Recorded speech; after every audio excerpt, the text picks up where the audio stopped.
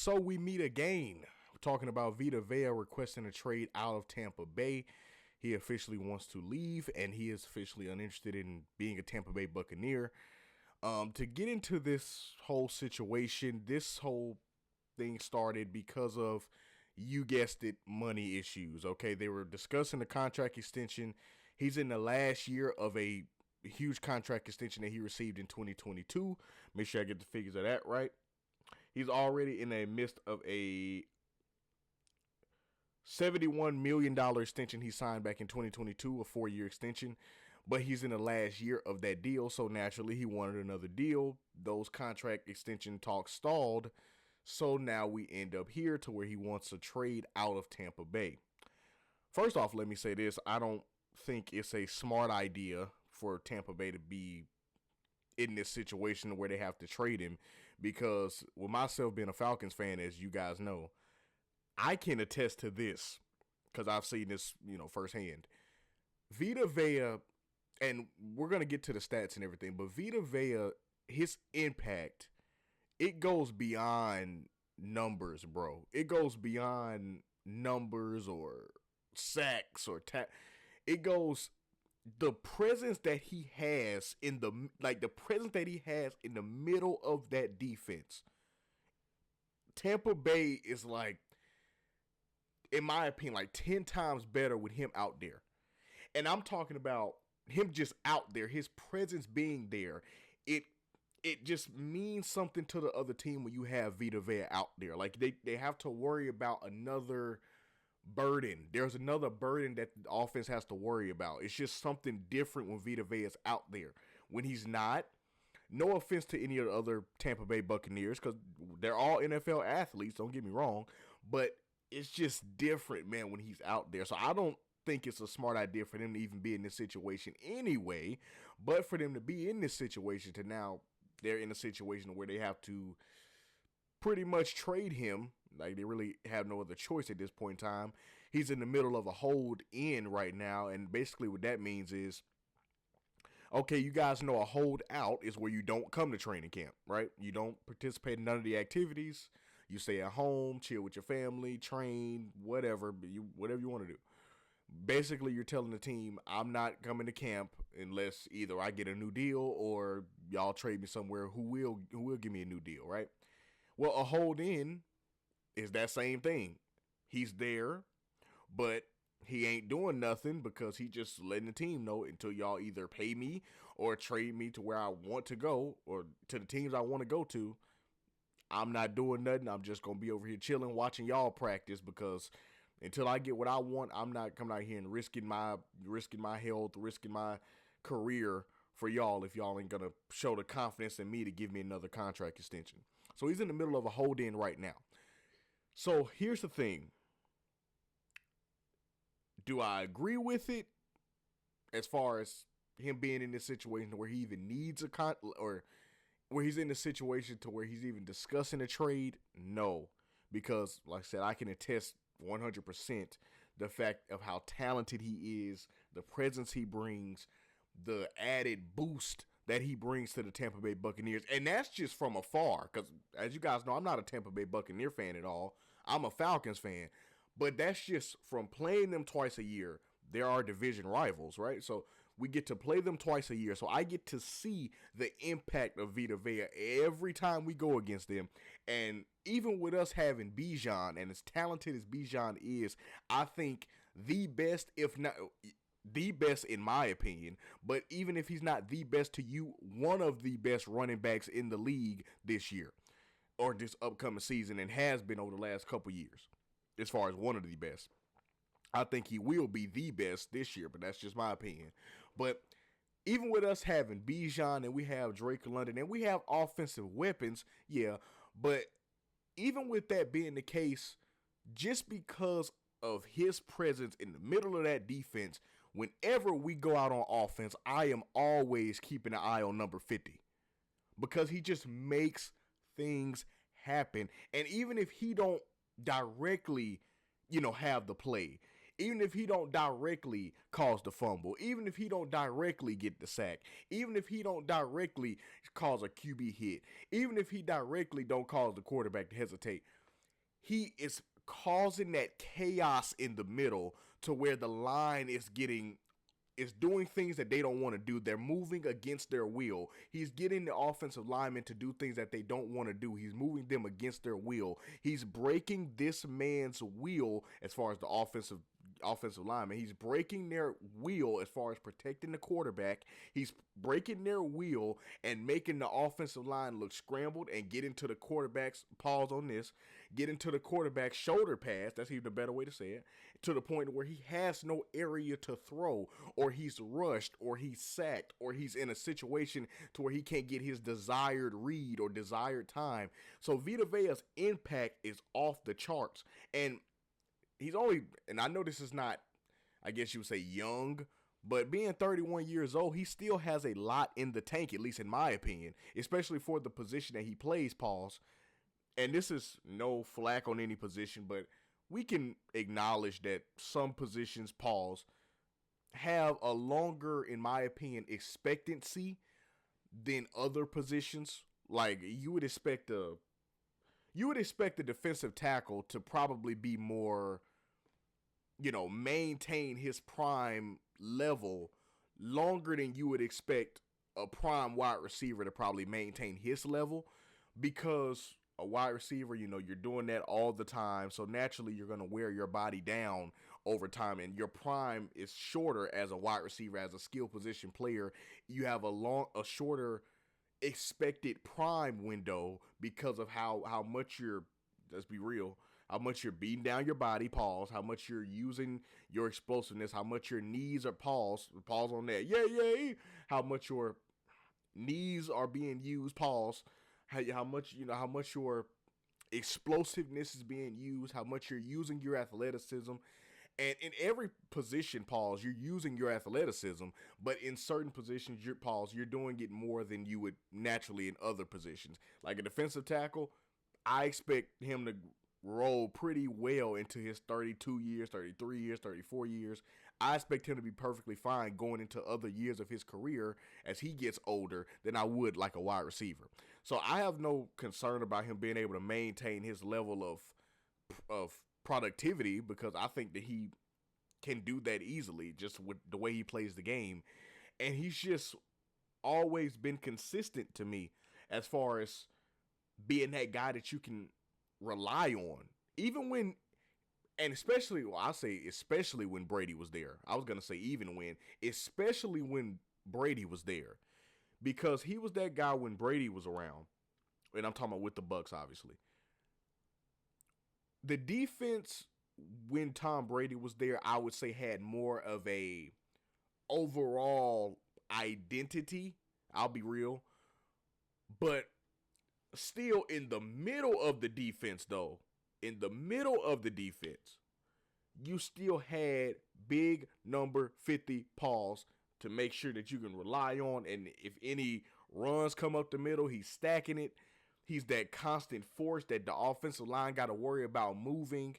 He's that person that you don't want to see on the goal line because he's just a big pause dude that you got to move, and he's no easy task to move at all. And Vita Vea is not a guy to where, you know how some defensive tackles have, like, I'm just going to throw a number out there, but some defensive tackles have 7 sacks, 8 sacks, which is great. But I don't expect a player like Vita Vea to have those sack numbers. Now, it's great if he does, but I don't expect a player like Vita Vea to have high sack numbers anyway. His job is to be that big pause defensive lineman in the middle that when the offense is running onto the field, they know, okay, we got to make sure we move number 50, because if we don't move number 50, these plays ain't going to work. He's that type of player. We got to make sure we move number 50, because if we don't move number 50, this entire play is not going to work, pal. We in trouble if we do not move big number 50. Once again, if y'all guys want his stats again, 4.5 sacks, 7 tackles for loss, 16 tackles in 17 games. You can't really ask for more from defense. You can, but I don't expect much. Now, he's had better seasons, but I don't really expect like a huge like boost from that from Vita Vea. I don't. That's typically the stats I expect from him every year because he's doing his job. The sacks, at least from how I look at it, the sacks that Vita Vea gives you are a bonus.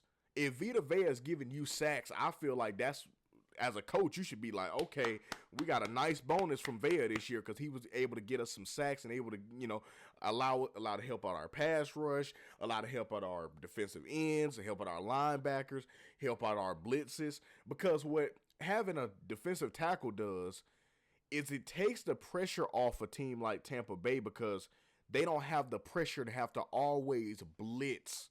And they were in general, they're a huge blitzing team anyway.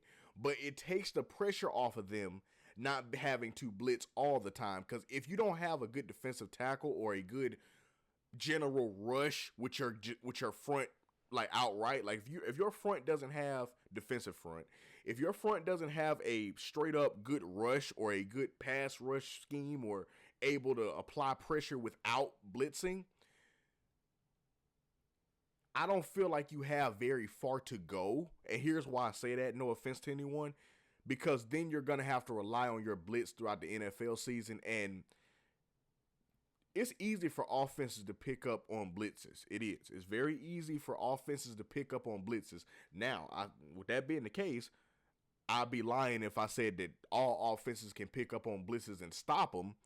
A lot of offenses pick up on blitzes and it still works against them because they just couldn't stop the blitz. So now that's a fair argument.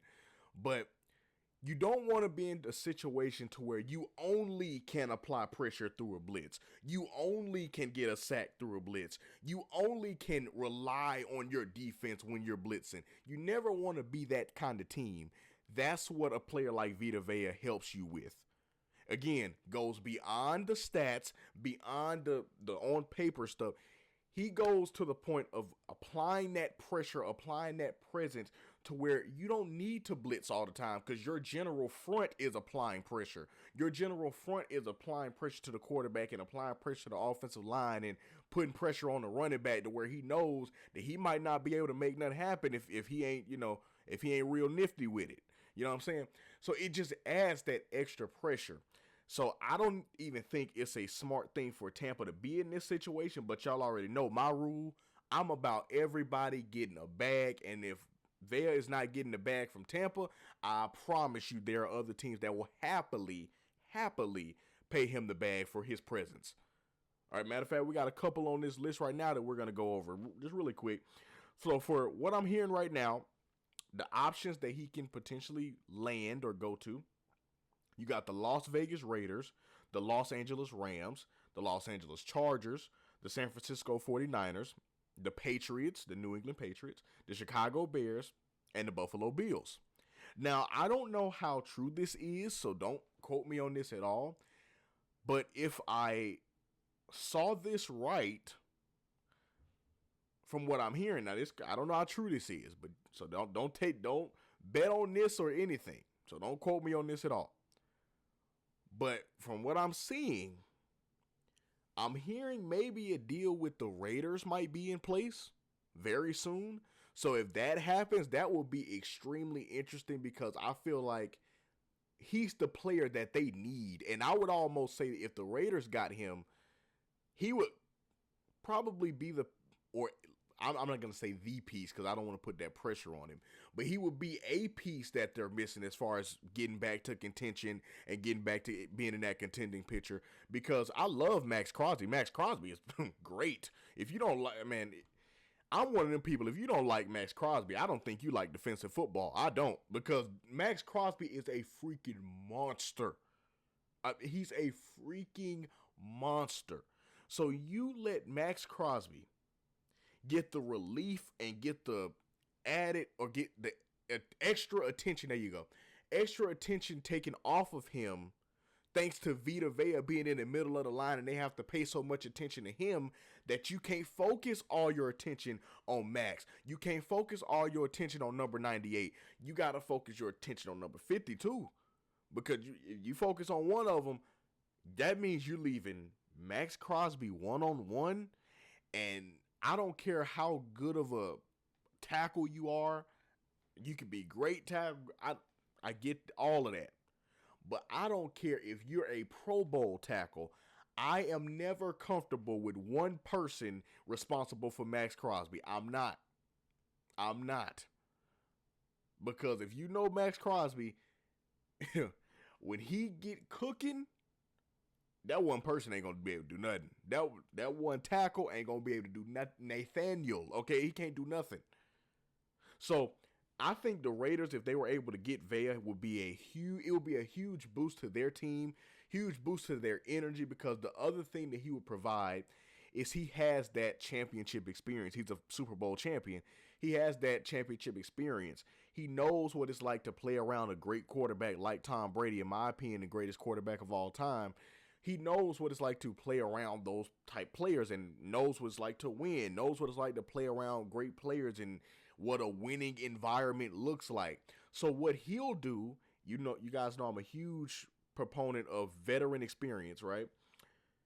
What he would do is give that veteran experience as far as what to expect, what do we need to look like, what do we need to practice like, what do we need to be working on, what we need to be focusing on, what do we need to have our attention on during the season, all those little things. What's the training camp focus? He brings that mentality to a Raiders team that necessarily doesn't have that. They have good players, but they don't have anyone that's like, okay, you look at the player or the coach or whatever and say, okay, this is going to add championship experience. You need somebody like that in the locker room. You need somebody like that in the locker room to just be that example of, okay, this is how we do it as far as being a championship team. This is how we did it. This is how our schedules looked. This is how we were practicing. This is how we were doing this. This is how we were doing it. This is what we need to be focusing on. I think we should do. You just need that added veteran experience, and Vita Vea would add that to a young Raiders team. So I would almost consider them the favorite, in my opinion. Now, if you want to get OP and just get overpowered, I would say he should go to the Rams. I don't know how the Tampa Bay Buccaneers would allow him to go to the Rams, but if the Rams manage to get Vita Vea, go ahead and hand them the Lombardi Trophy right now, because they already got Myles Garrett. I'm hearing maybe Aaron Donald. So look, they get Vita Vea too. Hey, go ahead and hand them the Lombardi Trophy right now. They already won the Super Bowl. It's over. Like, they already won the Super Bowl. It's it. Hey, congratulations to the Rams. That's what's up. Matthew Stafford gets a ring on his way out. That's it. Go ahead and hand them the Lombardi Trophy right now. So it's a couple of great options out there. The top two, like I said, would be the Raiders, the Rams, and I would say the Raiders, Rams, and I would say the San Francisco 49ers too, because the 49ers are a huge defensive team. And I feel like with Vita Vea out there in San Fran, I feel like he would really attribute to that culture, add more winning culture to that team, and add more. And he's another veteran, so I feel like he fit right in with the 49ers as well. And my brother is a 49ers fan, so I'm sure he would love that if they were able to get him there. But just, I would say it's the Raiders, Rams, Niners, and just for honorary mention, probably the Chicago Bears. And if not the Chicago Bears, my honorable mention would be the Buffalo Bills, because he would become the Buffalo Bills like defensive anchor, like their guy that they're relying on for things to happen. So that'd be pretty interesting. But we shall see what happens though, man. Y'all let me know where y'all think he's gonna land in the comments below. If he does end up going to your team, if your team was on this list of potential destinations, what do you think he will bring if he does arrive to the team? Do you think it's a good idea Tampa is trading him? I don't. I think it is a very not thought out decision, me personally. But they put themselves in this situation because you didn't want to, have those contract talks and have those negotiation talks. So the consequences of that is you lose an absolutely great player in this whole process. You lose a player, lose an asset, and you already didn't make the playoffs last year, so you would think you want to do everything possible to make sure you make it this year. But losing Vita Vea is not going to do much to try to make the playoffs. And I love Baker Mayfield as far as, his drive, his passion, his energy, but Baker can't do it all. Baker Mayfield can't do it all. Like the chef, the chef can't do too much. Like he can control what he can control, but he can't play defense too. So y'all already lost out on Mike Evans. Don't lose out on Vita Vea. Or I guess you already did. Don't lose out on Mike Evans. You lose Vita Vea too. You just putting Baker Mayfield in a terrible situation. I'm just being honest with you. So y'all let me know what y'all thought about this in the comments below. And I'll see you guys next time, man. Your boy Chill is out, man. Peace.